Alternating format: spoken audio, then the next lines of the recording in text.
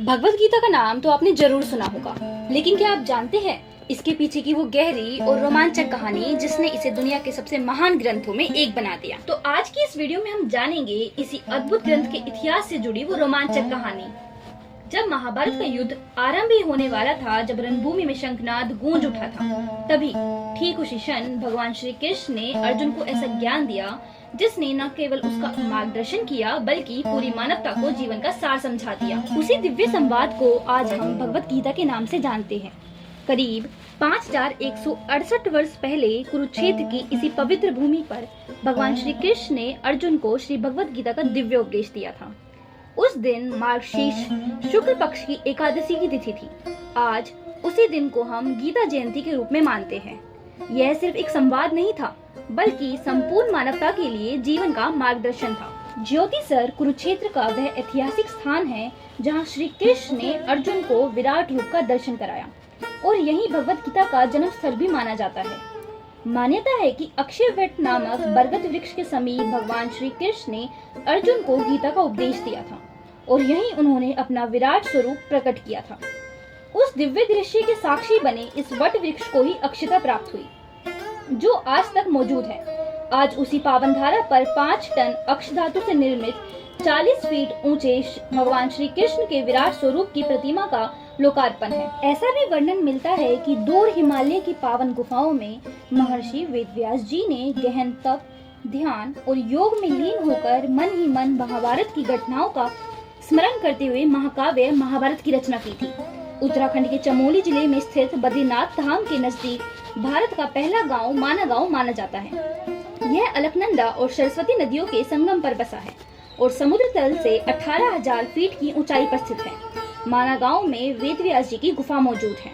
प्राचीन समय की बात है जब महर्षि वेदव्यास जी ने महान भारतीय ग्रंथ महाभारत की रचना करने का विचार किया, तो उन्होंने अनुभव किया कि यह कार्य केवल सोचने और कहने का नहीं बल्कि लिखने का भी है। यह ग्रंथ इतना विशाल और गूढ़ था कि कोई साधारण व्यक्ति इसे लिख नहीं सकता था। इसके लिए उन्हें एक ऐसे लेखक की आवश्यकता थी जो कि न केवल तेज बुद्धि वाला हो बल्कि अत्यंत धैर्यवान और कुशल लेखनी वाला भी हो। तब महर्षि वेदव्यास जी ने देवताओं के लेखन और बुद्धि के स्वामी भगवान श्री गणेश का स्मरण किया। वे जानते थे कि गणेश जी ही एक ऐसे देवता है जो इस कार्य को सफलतापूर्वक पूर्ण कर सकते हैं। वेदव्यास जी ने गणेश जी का आह्वान किया। गणेश जी प्रकट हुए।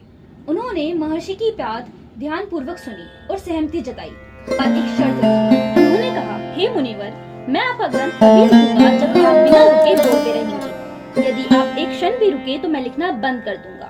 वेदव्यास जी मुस्कुराए और उन्होंने भी एक शर्त रख दी। हे गणेश जी, आप तभी लिखिएगा जब आप मेरे बोले हुए प्रत्येक शब्द का पूर्ण अर्थ समझ जाए।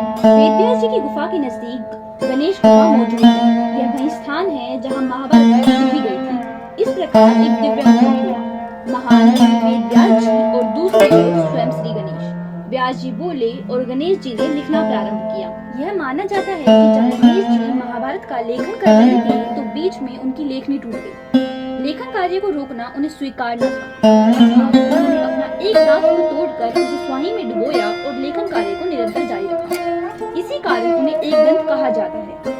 गणेश जी जब व्यास जी के श्लोक सुनकर उन्हें लिख रहे थे, तब वह स्थान बहुत शांत होना चाहिए था, क्योंकि यह कार्य अत्यंत एकाग्रता और ध्यान की मांग करता था।